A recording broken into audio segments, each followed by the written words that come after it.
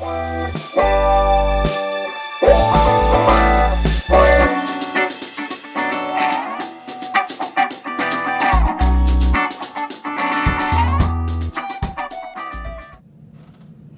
we're back with our next video, and today we're going to be comparing two different watches. Instead of a Tudor to Tudor comparison, for this video we're going to be looking at a Tudor and Rolex comparison. And today's two watches are going to be the Rolex GMT Master II, which is the reference 126710 BLRO, or what's known as the Pepsi, and the Tudor Heritage Black Bay GMT reference M79830 RB, or what's affectionately known as the Diet Pepsi. And so that's what we're seeing now. And in today's video, we're going to be looking at these two watches. We're going to be talking a little bit about how they are alike, and more importantly, how they're different. And at the end of this video, we ask you sort of stick around, because I think we've got a collector sort of insider point of view, opinion, tip, recommendation at the end of this video that I think you'll find very surprising when we get to the end of the video regarding some of the options that you have with the Tudor Black Bay. So let's start off with the Tudor. We've got it out of the case now. This is the Tudor, what's affectionately known, I think, in the industry is the Diet Pepsi, if I'm not mistaken. But this is not a even though this has a vintage look and feel, this is not a vintage watch, correct? Correct, yeah. The Tudor really, doesn't have a long history of making GMTs. In fact, I think 2018 this watch was introduced, and I think that's the first GMT that's made by Tudor, as opposed to the Rolex. And when we look at the Rolex GMT, and this is the latest and greatest version of the Rolex GMT, this is the 126710 BLRO. Now, this is a watch that has a long history with Rolex, right? We look back at Rolex, they've been making a GMT or the GMT watch since the mid-50s in 1954, starting out with the 6542 and ending up where we are today with the 126710. And there's been a tremendous number of references in between those two references from where we started to where we are today. And by no means do we have the time to go through all of the different Rolex GMT references. We'll do a separate video on that. But needless to say, there's a lot of history behind this Rolex GMT watch, right? And when we look at this modern day interpretation, it is certainly much different than some of the original ones that Rolex started to make back in the 50s. And more importantly, when we compare these two watches together, I think what we find is that while there's a lot of similarities, I think there are more differences than similarities when I look at these two watches. I don't know what your thoughts are. Yeah, there are two different wearing experiences altogether. The Tudor is just a much bigger, much heavier watch. It's much more robust, and just on the wrist, right? Yeah, I mean, on you've the got wrist, a thicker case. It's a 41 millimeter case with a thickness of about 15 millimeters versus the Rolex, the Pepsi, that's 40 millimeters and a thickness of about 12.5 millimeter. And I think with the Jubilee bracelet, it really turns this into a more dressier watch. I agree. When I look at these two watches together, I look at the Tudor GMT, and that to me looks much more like what's affectionately known as a tool watch. I think of that, and it has a much more vintage look and feel to it. I think everything from the anodized aluminum bezel to the domed or semi-domed sapphire crystal, and we can see the differences in crystals when we look at these two watches. Both sapphire crystal, the Tudor being much more raised, much more domed, versus the Rolex, which tends to be much flatter, almost flush with that ceramic bezel, and we can slide that on.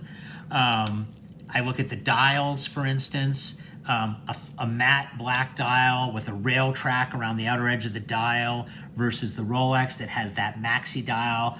Both white gold surrounded indices, both with sort of three different hands, the hours, the minutes, the seconds, 4 hands, and the 24-hour hand, both red with sort of white tipped arrows. The diamond shaped on the GMT Tudor and the arrow shaped GMT hand on the Rolex. Again, a lot of similarities, but I think more differences than similarities when I look at these two watches, despite the fact that they both have sort of the same features and functions. Yeah, so in all honesty, I got this watch because I was sort of tired of waiting for the Pepsi to come in, and from Rolex. So, there's a small waiting period, but it's definitely more accessible than the Rolex, Pepsi.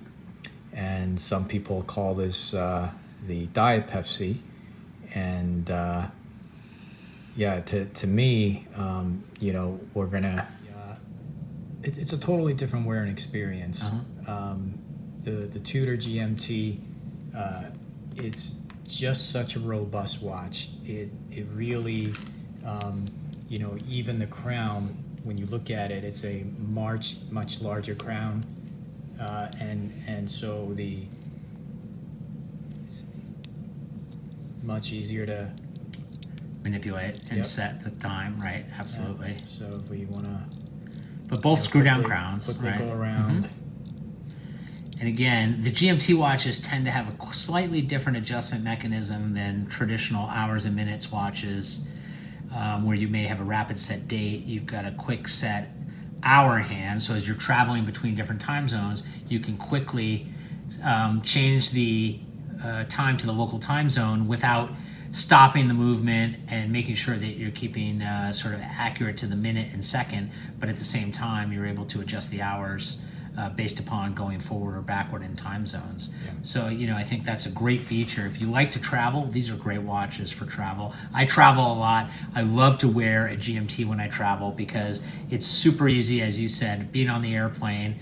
And as you're, sort of taking off or coming in for a landing, being able to, or mid-flight, adjust that mechanism, adjust the movement to the local time zone. You always have the local time sort of on the dial, and then you can make sure you have the 24-hour hand set at your home time, so it's very easy to be able to tell the time in two different time zones. So let's talk a little bit about the options that you have with the Tudor GMT. Now, the sample we have here is certainly on the bracelet, but we definitely have more strap options than just the bracelet, right? Yes, for sure. So if you're in the market for a Tudor GMT, my recommendation is to actually go instead of the bracelet version. Let's take this off.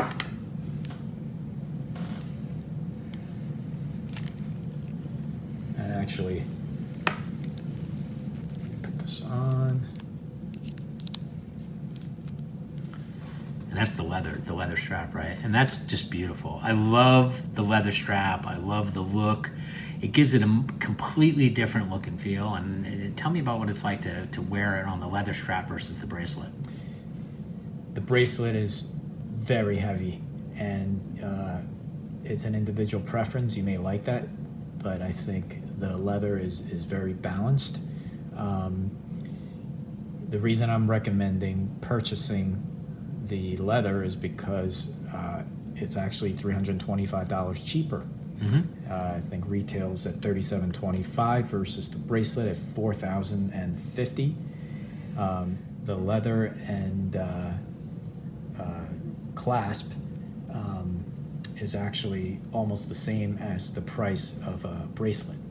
So I'll show you this. So let's just pull that in. So if you ended up, so here we have the leather strap, and we have the deployant buckle that goes with the leather strap that you have on that sample that you were showing just recently. So I can start with the bracelet, and then I could add the leather strap plus this buckle, or start with the leather strap and deployant buckle, and then I could theoretically add the bracelet, which we have here as well, right? So I love the fact that we've got choices and we've got options. We can go with the leather, start with the leather strap and the deployant buckle, add the bracelet, and I think we even have a third option, right? If Tudor actually makes a Nato strap, and the Nato strap, as we can see here, has a nice, has a beautiful Tudor buckle, has keepers. It's very traditional. These are high quality Nato straps. Tell me a little bit about the Nato strap. How much does the Nato strap cost, and what's it like wearing it on the Nato? So I wouldn't purchase it with the Nato strap because the cost is exactly the same as the leather, and so both at $3,725. But if you purchase the Nato and then have to then later on add the leather, it's going to cost you more money. So our tip to you is if you're undecided or if you're going to get both, go ahead and purchase the leather and then add the Nato later on. Now we can show you what that looks like. And I love the Nato straps. Nato straps are very cool. Collectors love the Nato straps. We're collectors. We like Nato straps. I've got Nato straps for a lot of my vintage subs. One of the things that I find, and I don't know if you find this, when you wear your watch on a Nato strap, is that you've got that double piece of fabric underneath. It tends to put the watch higher on the wrist. It tends to make it more top heavy. And we're already talking about a pretty heavy watch, as you mentioned earlier in the review, correct? Yeah, and that's another thing. The wearing experience is just so much better with the leather strap. The leather's heavier. It's a pretty solid, leather strap. It's thick. And it's thick, and also the buckle kind of balances out because it's a heavy buckle. Versus if you wear it with the Nato strap, it can get a little top heavy. So definitely a more comfortable wear when you wear it with the leather. So that's our collector's sort of perspective and recommendation is, if you pick up the Diet Pepsi, pick it up with the leather and the deployant buckle, or pick it up with the stainless steel bracelet, add the other, and if you feel so inclined, you can always go out and get that Nato strap to kind of switch it up on hot summer days where you don't want to necessarily wear the bracelet or wear the leather strap. But the bottom line here is you've got a lot of options when it comes to the Tudor, fewer options when it comes to the Rolex, but at the end of the day, there are always third-party aftermarket straps that you can add to either watch in addition to what is sort of OEM from the manufacturer. Different options here. Again, this has been a head-to-head comparison of the Rolex GMT Master reference 126710 BLRO Pepsi and the Tudor Heritage Black Bay GMT reference M79830RB. That's all for today's video. We'll have some additional shots that we'll put into the video and some additional statistics that we'll list. But if you like the video, please click like and subscribe to our channel as we kind of get things up and running. And we're not just all about watches. We're about a lot of different things around different parts of lifestyle, be it cigars, be it whiskey, be it other sort of things that we all like to appreciate on a regular basis. That's all for now, and we'll stop.